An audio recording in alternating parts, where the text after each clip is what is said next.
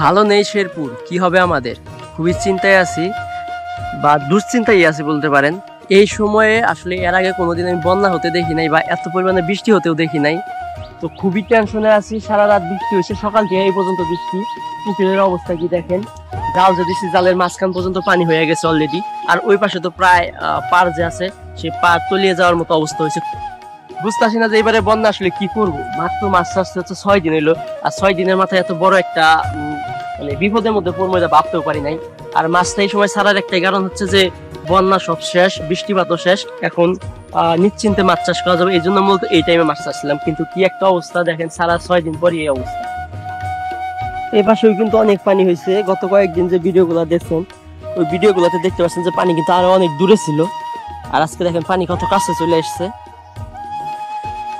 এই পাশেও যে পাড় আছে ওই দিক দিয়ে কিন্তু প্রায় পার সই পানি হয়ে গেছে, আর এই পাশে কিন্তু একই অবস্থা। হয়তো এই পাশ দিয়ে লেট দিতে হবে।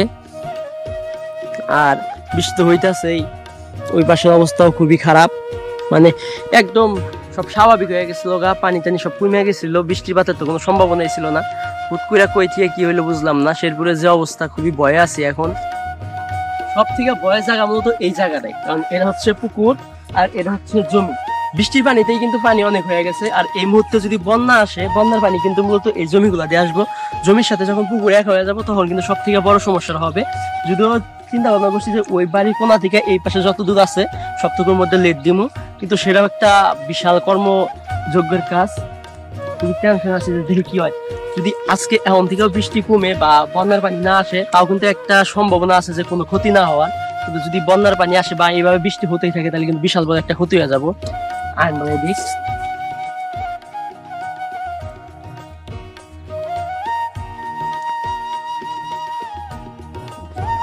এই হচ্ছে ফসলি জমিগুলা, আর এখানে বন্যা যদি আসে তাহলে কিন্তু এই ফসলগুলো নষ্ট হয়ে যাবো, প্লাস আমার মাছগুলোর অবস্থা খারাপ হয়ে যাবো গা। সব মিলে খুবই চিন্তায় আছে এখন।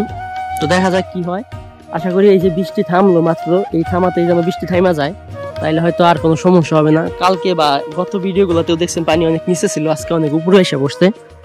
আর ওই যে পাশে মূলত কালকে লেট দিলাম, ওই পাশে দেখাই আপনাদের, ওই পাশের অবস্থাও খুবই খারাপ। ওইখানে যে পর্যন্ত লেট দিছিলাম তার উপর আজকে লেট দিতে হবে।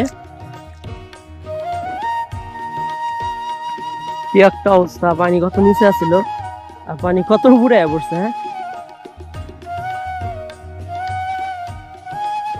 এমন অবস্থা ছিল যে জাল দেওয়াই লাগবে না, ওই পাশে জাল তুলে হাল বাঁচাইছিলাম। জাল তুলা বাদ দিয়ে এখন দেখা যাইতেছে যে আরো নতুন করে জাল দেওয়া লাগবে।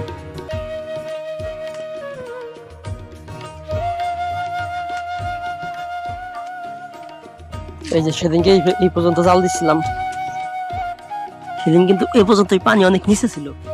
দেখেন আজকে পানির অবস্থা, আজকে কত পানি হয়ে গেছে। এত বৃষ্টি হইতেছে, এই মুহূর্তে একটু বৃষ্টি কম আছে। বৃষ্টির মধ্যে কিন্তু বাইরে দিচ্ছি, কিন্তু আস্তে আস্তে বৃষ্টির মধ্যে কমে গেছে।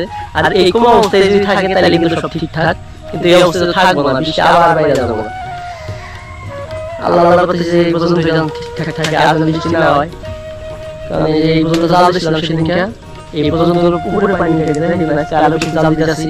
কারণ এর উপরে যদি উঠে তাহলে তো বিশাল বড় সমস্যা। আশা করি আজ পানি না হয়, বন্যা শেরপুরের বন্যা অবস্থা স্বাভাবিক হয়ে যায়, আর শেরপুরের পানিগুলো যাতে আমাদের দিকে না আসে, তাই আলহামদুলিল্লাহ।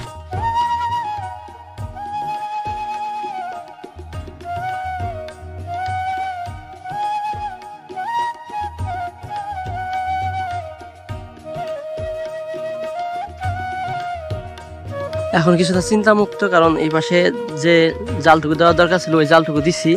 তো দেখা যাক, বৃষ্টিও কিন্তু কমে গেছে। আশা করি আজকে আর বৃষ্টি আসবো না, আর ধীরে ধীরে পানির অবস্থা স্বাভাবিক হয়ে যাবো, পাশাপাশি শেরপুরের অবস্থাও। তো দেখা যাক কি হয়। আজকে ভিডিও আসলে বড় করতে যাচ্ছি না, খুবই টেনশনে আছে। এই ভিডিও এডিট করে ছাড়বো কিনা তারও ঠিক নাই। তো দেখা যাক, যদি বৃষ্টি কম থাকে তাহলে হয়তো ছাড়তে পারি। তো সবাই ভালো থাকবেন, সুস্থ থাকবেন, আর আমাদের জন্য দোয়া করবেন।